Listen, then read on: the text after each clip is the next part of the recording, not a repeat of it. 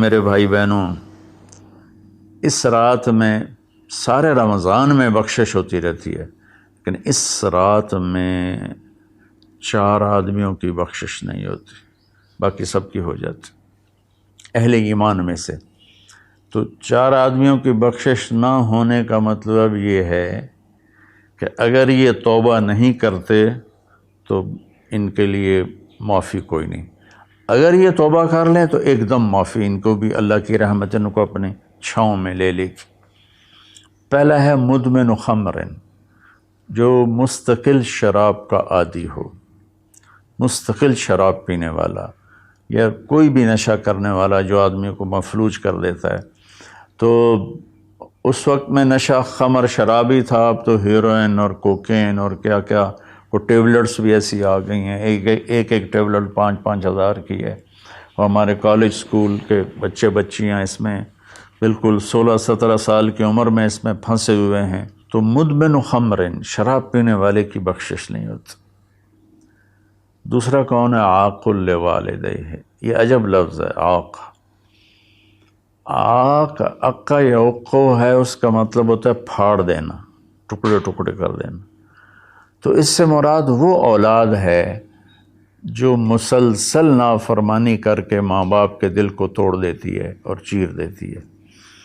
ایک ہوتا ہے کبھی کبھار آواز بلند ہو جانا، وہ تو ایک فطری چیز ہے کہ بیٹے کی آواز ماں کے سامنے بلند ہو جائے، باپ کے سامنے بلند ہو جائے، بیٹی کی آواز ماں کے سامنے بلند ہو جائے، باپ کے سامنے بلند ہو جائے، یہ نیچرل ہے، اس کو نافرمانی نہیں کہتے۔ یہ ایک وقتی طور پر ہوتا ہے، پیچھے وہ ان کو پھر بیٹے کو خیال آتا ہے تو وہ معافی مانگتا ہے جا کے، بیٹی کو خیال آتا ہے وہ معافی مانگتی ہے جا کے ماں سے، تو ان کو نافرمان نہیں کہتے۔ عاقہ وہ مرد، وہ عورت، وہ لڑکا، وہ لڑکی جو اپنے باپ اور ماں کے دل کے ٹکڑے ٹکڑے کر دے۔ آپ سے پوچھا گیا تھا یا رسول اللہ قیامت کب آئے گی؟ آپ نے فرمایا اللہ کے سوا کوئی نہیں جانتا۔ آپ نے فرمایا تو کوئی نشانی؟ تو وہ پوچھنے والے نے عرض کیا یا رسول اللہ کوئی نشانی بتا دیں، تو آپ نے فرمایا جب تم یہ دیکھو کہ بیٹیاں ماؤں سے نوکروں جیسا سلوک کریں، یا خاص طور پر بیٹی کا لفظ استعمال کیا، بیٹے کا نہیں، کہ بیٹے عام طور پر ہی سرکش ہوتے ہیں، بیٹیاں عام طور پر فرمانبردار ہوتی ہیں۔ تو آپ نے فرمایا جب تم یہ دیکھو کہ بیٹیاں بھی ماؤں کی دل شکنی کرنے لگ جائیں اور عرب کے بدو لمبی لمبی عمارتیں بنانے لگ جائیں، تو سمجھنا کہ قیامت قریب ہے۔ تو میں یہ بچیوں سے خاص طور پر کہتا ہوں کہ یہاں اللہ کے نبی نے بیٹوں کا ذکر نہیں کیا، بیٹیوں کا ذکر کیا ہے، کہ جب یہاں تک نوبت پہنچ جائے کہ بیٹیاں بھی ماؤں کے ساتھ نوکروں جیسا سلوک کریں تو پھر قیامت قریب ہے۔ تو یہ بہت کامن ہو چکا ہے ہمارے گھروں میں، کیونکہ اس موبائل نے اور یہ کمپیوٹر نے، انٹرنیٹ نے ہماری ساری زندگی اس کے اندر کھپا دی ہے۔ ہمیں رشتوں کا لحاظ نہیں، رشتوں کی قدر نہیں، ایک دوسرے کے پاس ادب نہیں۔ میں جب بہت چھوٹا تھا تو میں نے اپنی ایک پچھلی نسل جو اب ساری ختم ہو گئی ہے، تو ان سب میں اپنے ماں باپ کا اتنا ادب ہوتا تھا کہ کوئی ان کے آگے چوں نہیں کرتا تھا۔ میں نے اپنے دادا کے بھائی کو دیکھا ہے، دادا کو میں نے بس ایسے حلیہ، ایسے کہ ہیولا سا ہے بھائی، یوں شکل تھی لیکن وہ یاد نہیں، دادا کے بھائی کو دیکھا ہے۔ تو دادا کے بھائی کے جو بیٹے تھے نا، جب ڈیرے میں بیٹھتے تھے تو اپنے والد کے سامنے نہیں بیٹھتے تھے، پیٹھ کے پیچھے بیٹھتے تھے، حالانکہ دین کی کوئی خبر نہیں تھی۔ یہ اس وقت کی معاشرت تھی، مشرقی معاشرت۔ اب بھی آپ جائیں تھر میں تو ہندو عورتیں ہوں گی، جب گاڑی آئے گی تو ایک دم اپنا گھونگھٹ نیچے کر لیں گی، حالانکہ ہندو عورتیں۔ یہ تہذیب مشرق ہے۔ تو اسلام تو ویسے ہی عریانی فحاشی کی اجازت نہیں دیتا، تو ہماری تو مشرقی تہذیب بھی اس بات کی حامل ہے کہ عورت حیا کے پردے میں چھپی ہوتی. اور اللہ نے مجھے تاریخ پڑھنے کا بہت موقع دیا.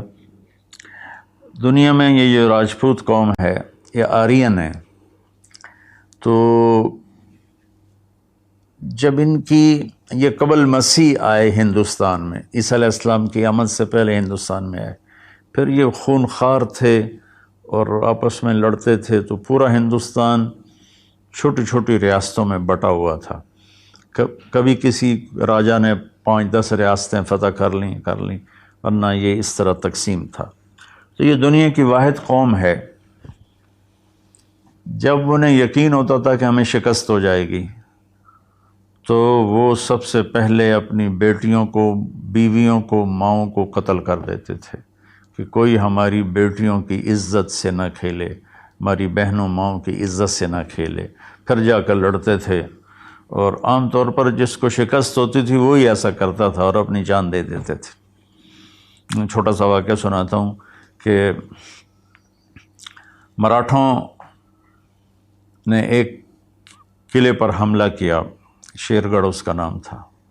تو اس کا جو راجا تھا وہ راجپوت تھا، اس کی طرف سے اورنگزیب کی طرف سے وہ وہاں اس قلعے کا وہ حاکم تھا، لیکن تھا ہندو. اودے سنگھ اس کا نام تھا اور اس کی 18 بیویاں تھیں. تو مراٹھوں نے اس پر حملہ کیا، تو رات کے اندھیرے میں حملہ کیا.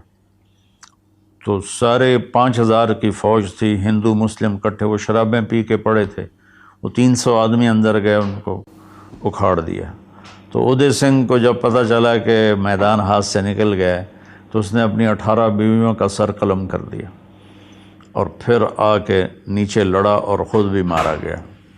تو یہ ایک ثقافت تھی، تہذیب تھی. تو اب ہماری ساری وہ اختلط الحابل بالنابل، اچھا پانی اور گند گٹر کا پانی آپس میں مل گئے ہیں. تو ہماری تو آپ نے تہذیب دیکھنی ہو تو آپ یہ ادھر جا کر سندھ میں دیکھ لیں کس طرح عورتیں اپنے گھونگھٹ میں رہتی ہیں. تو میرے بیٹوں بیٹیوں، حیا بہت بڑی چیز ہے، بہت بڑی دولت ہے. چونکہ ہم قرآن نہیں پڑھے، اللہ کے نبی کو نہیں پڑھا، تو مختلف قسم کی چیزوں سے ہم متاثر ہو کر اپنا وجود بھی گم کر بیٹھے ہیں اور اپنی تہذیب بھی مار بیٹھے ہیں. تو دوسرا شخص جس کی بخشش نہیں وہ ہے جو ماں باپ کے دل کو ٹکڑے ٹکڑے کر دیتا ہے. تیسرا ہے قاطع رحم، جو رشتوں کی پرواہ نہیں کرتا، رشتوں کو توڑتا ہے، بدتمیزی کرتا ہے، گالی گلوچ کرتا ہے، اور کبھی بھائی سے لڑتا ہے، کبھی ماں سے لڑتا ہے، کبھی باپ سے، کبھی چچا سے، کبھی تایا سے. ماں اور باپ سے جتنے رشتے بنتے ہیں نا وہ ذوی الارحام کہلاتے ہیں. تو جو اپنے رشتوں کی قدر نہیں کرتا اور ان کو ذلیل کرتا ہے تو اس کی بھی بخشش نہیں ہوتی. چوتھا ہے الشاحن. شاحن کہتے ہیں جو دل میں بغض رکھے کسی کے لیے، دل میں کینہ رکھے کسی کے لیے، تو اس کی بھی بخشش نہیں ہوتی. تو دیکھو میں سب کے سامنے ہاتھ جوڑتا ہوں، اگر کوئی شراب کا عادی ہے توبہ کر لے، ابھی 21 کی رات نہیں آئی. اگر کوئی ماں باپ کو ناراض کر کے بیٹھا ہے تو ان کے پاؤں پکڑ کے راضی کر لے. کوئی رشتہ داروں سے لڑائیاں کرتا پھر رہا ہے تو صلح کر لے. کوئی کسی کے بارے میں دل میں کینہ رکھتا ہے، بغض رکھتا ہے، تو اپنے دل کو صاف کر لے. ان چاروں میں یہ آخری چیز بہت زیادہ پھیلی ہوئی ہے کہ ہمارے دل نفرتوں سے بھرے ہوئے ہیں. تو میرے بھائی بہنوں، اس رات میں اللہ تبارک و تعالیٰ سب کی بخشش فرما دیتا ہے سوائے ان 4 آدمیوں کی. اور یہ بھی اگر توبہ کر لیں تو ان کی ساتھ ہی بخشش ہو جاتی ہے.